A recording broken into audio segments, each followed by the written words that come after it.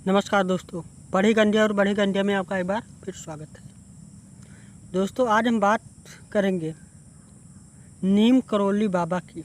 जी हाँ, आज की बायोग्राफी ऑफ नीम करौली बाबा। आप जिन्हें स्क्रीन पर देख रहे हैं ना, जी हाँ, यही हैं नीम करौली बाबा। और आप सोच रहे होंगे कि हम नीम करौली बाबा को क्यों की बायोग्राफी आज क्यों आपसे शेयर कर रहे हैं, क्यों कवर कर रहे हैं। तो ये कोई मामूली बाबा नहीं है जिन्हें आप देख रहे हैं। ऐसे तो बहुत सारे बाबा हैं भारत में, अपने देश में हुए पाखंडी बाबा हैं, मगर ये बाबा जो है ना, ये असली बाबा ये थे। अभी जब आप पूरी बायोग्राफी इनकी आप मतलब कि सुन लेंगे ना, तो आपको यकीन होगा कि हाँ, सच में ये बाबा थे, चमत्कारिक बाबा थे। आपने इनका नाम सुना हो या ना सुना हो, इन्हें जादुई बाबा भी बोला जाता है। और नीम करौली बाबा के दुनिया भर में भक्त हैं, फॉलोवर्स हैं दोस्तों जो इनके भक्त हैं वो दुनिया भर में हैं। और वेस्टर्न सबसे ज़्यादा है, मतलब पश्चिमी सबसे ज़्यादा हैं। अमेरिका के लोग इनके बहुत ज़्यादा भक्त हैं और फॉलोवर्स हैं। दोस्तों, नीम करौली बाबा का जन्म 1900 में फिरोजाबाद ज़िले में, जो कि यह यूपी में हुआ था। दोस्तों, नीम करौली बाबा के पिता का नाम दुर्गा प्रसाद शर्मा था और यह परिवार काफ़ी समृद्ध परिवार था। और नीम करौली बाबा के बचपन का नाम दोस्तों लक्ष्मण दास शर्मा था। जी हाँ, लक्ष्मण दास शर्मा को 11 वर्ष की आयु में ही बहुत ज्ञान हो गया था। ये बहुत ही तेजस्वी बालक थे। दूर दूर से लोग बालक लक्ष्मण दास शर्मा को देखने आते थे। बालक लक्ष्मण दास शर्मा को सन्यासी बनना इनकी किस्मत में तय था और ऐसा हुआ भी।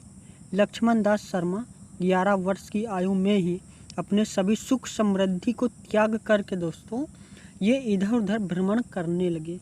फिर ये गुजरात के बवानिया में, जी हाँ दोस्तों, बवानिया में 7 से 8 साल तक कठिन तपस्या की।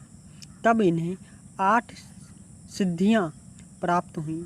और अगर किसी भी सन्यासी को सिद्धियां प्राप्त हो जाएं तो वह सन्यासी यूनिवर्स से, ब्रह्मांड से कनेक्ट हो जाता है दोस्तों। और फिर वह अपने सिद्धियों से सब कुछ बदल सकता है, उनमें शक्ति हो जाती है दोस्तों।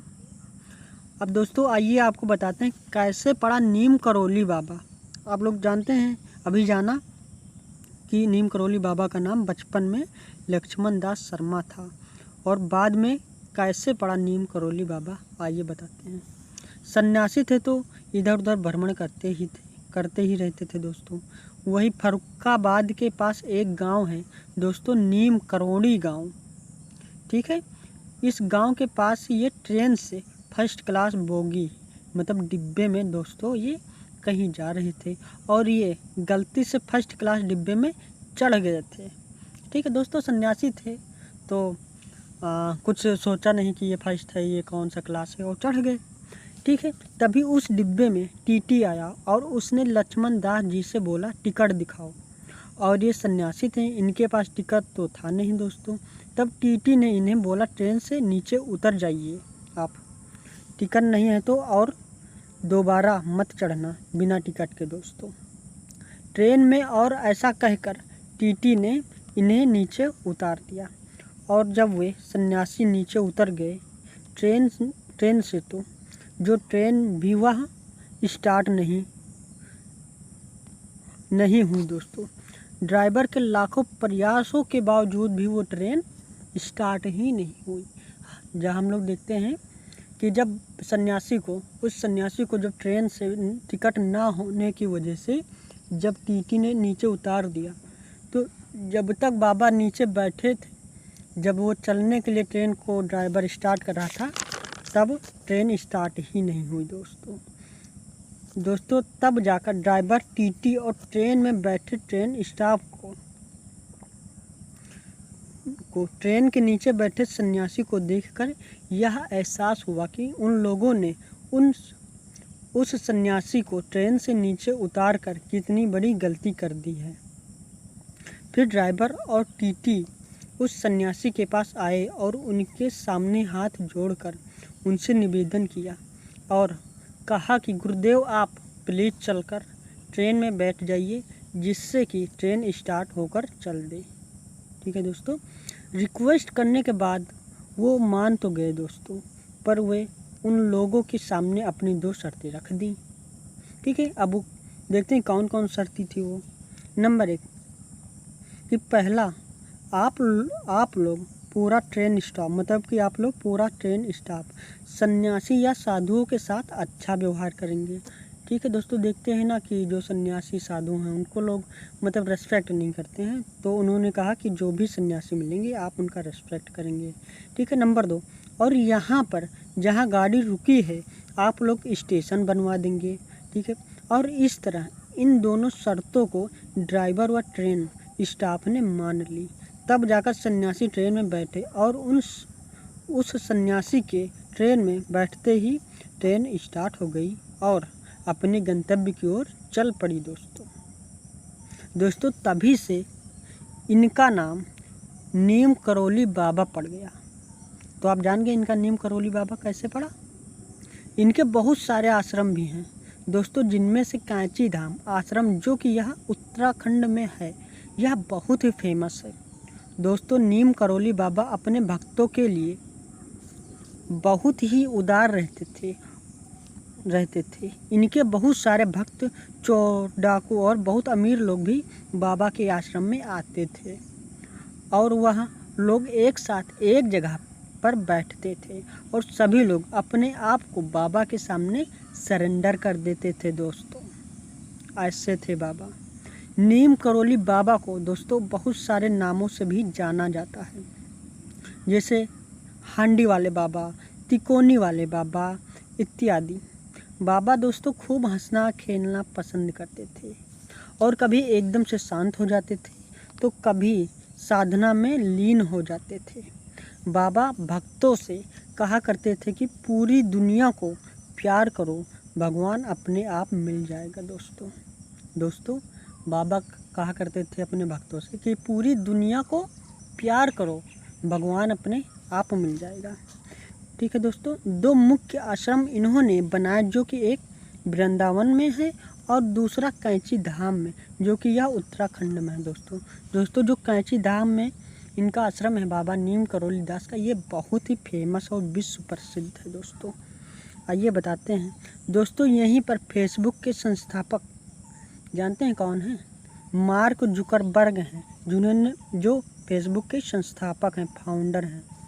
ये गए थे कैंची धाम। जी हाँ दोस्तों, तब मार्क जुकरबर्ग ने सोचा था कैंची धाम में 1 दिन बिताएंगे, परंतु 2 दिन बिता दिए।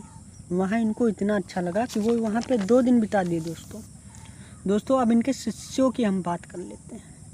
सबसे बड़े शिष्य रामदास हैं। दोस्तों सबसे बड़े शिष्य रामदास हैं। आप लोग सोच रहे होंगे कि ये बड़े बहुत सारे रामदास इधर उधर हो जाते हैं, मगर दोस्तों ये जो रामदास है ना, ये फॉरेनर हैं, ये अमेरिका के हैं। और अभी इनका वास्तविक नाम आपको बताएंगे। दोस्तों इनका वास्तविक नाम रिचर्ड अल्फ्रेड है। हाँ,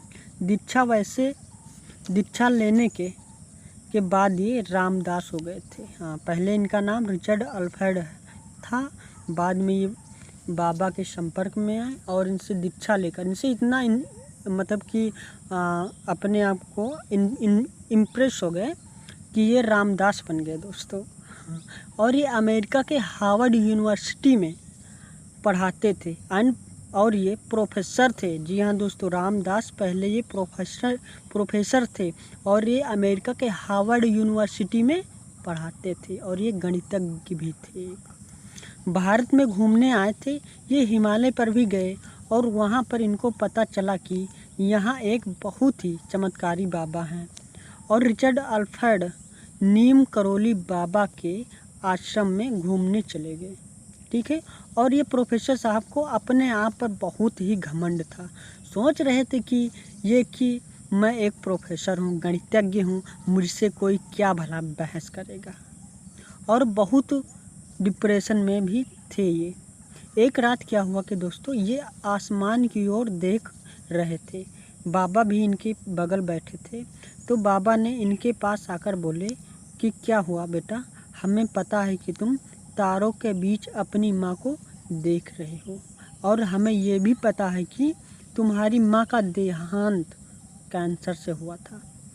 और ये सुनकर दोस्तों रिचर्ड अल्फ्रेड जो थे ये दंग रह गए, ये सन्न रह गए और अपने आप को सरेंडर कर दिया। दोस्तों एक कहानी और है कि रिचर्ड अल्फ्रेड अमेरिका से कुछ ड्रग्स की पिल्स भी लेकर आए थे दोस्तों अपने साथ, और बताया कि ये ड्रग बहुत ही खतरनाक है। अगर एक पिल लेने से ही, हाँ दोस्तों, एक पिल लेने से ही इंसान की मौत हो जाती है। और वहाँ पर पूरी की पूरी पिल्स बाबा ने ले लिए बात सुनकर और उन्हें एक साथ खा लिया और कुछ भी नहीं करोली बाबा को हुआ। और रिचर्ड से बोले मज़ा ही नहीं आया यार। वे बोले असली मज़ा इसमें नहीं है, असली मज़ा तो भगवान की भक्ति में है। और तभी रिचर्ड पूरी तरीके से सरेंडर कर दिया और ये रामदास बन गए। और बहुत सारी कहानियां हैं दोस्तों, अभी आपको बताते हैं। दोस्तों स्टीव जॉब्स को आप जानते हैं, ये जो एप्पल कंपनी के स्टीव जॉब्स एप्पल कंपनी के फाउंडर हैं। दोस्तों स्टीव जॉब्स आए थे भारत 1974 में और दादा मुखर्जी इलाहाबाद में प्रोफेसर थे। दोस्तों ये आए थे। लैरी पेज गूगल के फाउंडर हैं। दोस्तों याहू के फाउंडर इथे रोजर, जॉन बुश हॉलीवुड के फिल्म मेकर हैं। और जूलिया रॉबर्ट, हालांकि जूलिया यहाँ पर नहीं आई थी। जूलिया नीम करोली बाबा की तस्वीर देखी और तस्वीर से इतना ज़्यादा सम्मोहित हो गई वो दोस्तों कि अपने आप को सरेंडर कर दिया और हिंदू धर्म को उन्होंने अपना लिया था।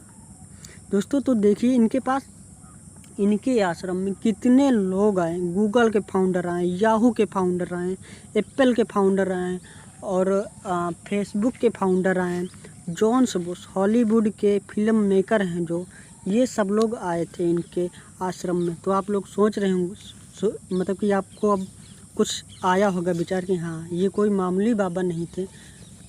ठीक है, तो इतने लोग इनके दर्शन के लिए आए थे। जय उत्तल ये भी एक म्यूजिशियन थे, संगीत गायक थे। उनका दोस्तों वास्तविक नाम डगलस उत्तल था।